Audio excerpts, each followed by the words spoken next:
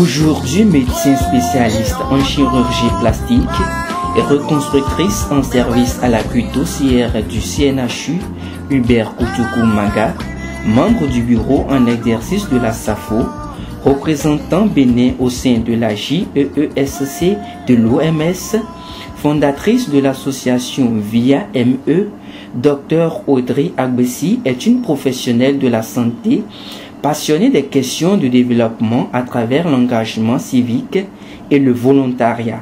Dès le bas âge, Audrey se posait la question de l'importance de notre passage sur Terre. Elle voulait surtout que sa vie, à elle, ait un sens pour le monde qui l'entoure. Ayant cohabité avec un couple de médecins, la carrière médicale l'a inspirée comme une réponse à son besoin de servir. Dès lors, elle n'avait Dieu que pour les jeux au faux stéthoscope, examinant et soignant les soi-disant patients. Elle voulait donner le meilleur d'elle-même pour devenir un médecin au service des populations. Un autre déclic important fut à l'âge de 12 ans quand elle a suivi à la télé une émission qui relatait l'histoire d'une jeune femme brûlée après avoir été éclaboussée par de l'acide de la part d'un prétendant et conduit. La prise en charge des brûlés, alors peu codifiée dans notre pays, s'est soldée par des séquelles pour lesquelles la jeune fille devait bénéficier d'une intervention chirurgicale en Europe, puisque les compétences n'existaient pas sous nos cieux.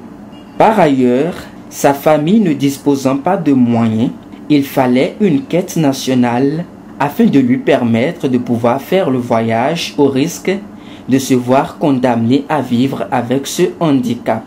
Ce fait divers venait de réveiller l'instinct patriote en elle, le désir du don de soi aux autres qui sommeillait déjà en elle. Son rêve venait de prendre une autre dimension. Elle ne voulait plus être seulement médecin, elle voulait faire cette spécialité qui n'existait pas sous nos cieux et qui pourrait soulager bon nombre de patients en situation précaire et nécessitant ce type de soins, la chirurgie plastique. Dès lors, elle pouvait proclamer haut « I have a dream, become a plastic surgeon ». Après l'obtention de son baccalauréat, elle avait été sélectionnée pour bénéficier de la bourse du Royaume du Maroc. Cependant, pour certaines raisons, ses parents lui ont refusé l'accès à cette bourse.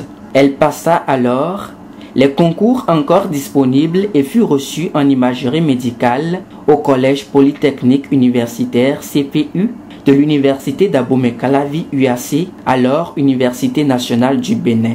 Bien qu'ayant terminé cette année brillamment et bien qu'étant majeure de sa promotion, elle était toujours pleine de son rêve. Elle décida de repasser le concours d'entrée en médecine qu'elle réussit et rentra alors avec plein d'enthousiasme dans cet amphithéâtre de la faculté de médecine un lundi du mois d'octobre 2001. Dès l'obtention de son diplôme de docteur d'État en médecine, elle commença le DES, diplôme des études spécialisées en chirurgie générale, après avoir été reçue au concours d'accès à cette spécialité. Tous n'ont découragé de faire cette spécialité, considérée comme une affaire des hommes sous nos cieux. Malgré les pressions venant de toutes parts, elle continuait sa spécialité pleine de confiance et toujours envahie par la volonté de réaliser ce rêve, become a plastic surgeon. C'est alors que le Maroc lui ouvrit à nouveau ses portes, lui offrit cette opportunité de réaliser ce rêve d'enfance. Son rêve se réalisait, mais ce fut le même jour de l'annonce qu'elle perdit son père qui décéda d'une mort subite. Elle apprit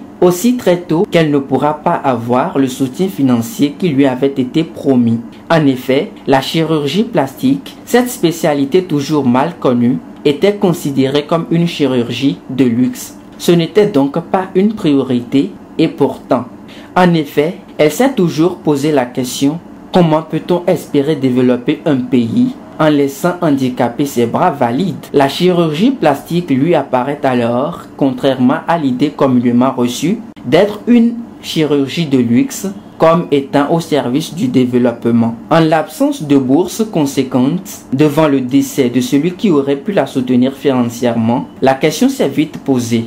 Devrait-elle abandonner cette opportunité qui lui est offerte de réaliser ce rêve? La réponse s'imposa tout aussi rapidement. Dieu le Tout-Puissant, qui a permis que ces choses arrivent et qui lui a donné cette opportunité, saura combler ses besoins au cours de cette formation. Elle prit le risque de partir au Maroc, faire sa spécialité, quelles que soient les difficultés qui s'annonçaient. Elle prit toutes ses économies pour aller faire sa spécialité. Grâce à Dieu, elle savait coiffer, ce qui était sa deuxième passion. Après les gardes à l'hôpital, elle devait aller coiffer les gens, vendre des unités pour GSM, afin de pouvoir survivre. Ses yeux rivés sur son objectif et sa confiance en Dieu lui ont toujours donné la force de continuer malgré les difficultés, ce qui lui a permis d'obtenir brillamment son diplôme en décembre 2015. Invitée par l'association Seconde Chance de Suisse au Burundi, elle eut l'occasion de rejoindre et devenir membre de la grande initiative de l'OMS pour améliorer les soins chirurgicaux d'urgence dans les hôpitaux de district. Global Initiative for Emergency and Essential Surgical Care, JIEESC. Dans la même année, dans le cadre de son cursus, elle a effectué un stage de plusieurs mois au sein du service de chirurgie pédiatrique du CHU de Pointe-à-Pitre en Guadeloupe et en 2014 à Paris sous la direction du Dr R. Selinger en tant que stagiaire associée. Consciente de l'importance de la recherche scientifique, elle a été auteure de nombreux articles scientifiques dans des revues africaines, mais aussi internationales, comme les revues américaines, où un de ses articles a été élu parmi les articles à fort impact de l'année 2015. Convaincue du rôle important de l'engagement civique, du patriotisme et du volontariat dans le processus de développement de l'Afrique, et avec son engagement à servir, elle a participé à de nombreuses missions humanitaires nationales, régionales et internationales.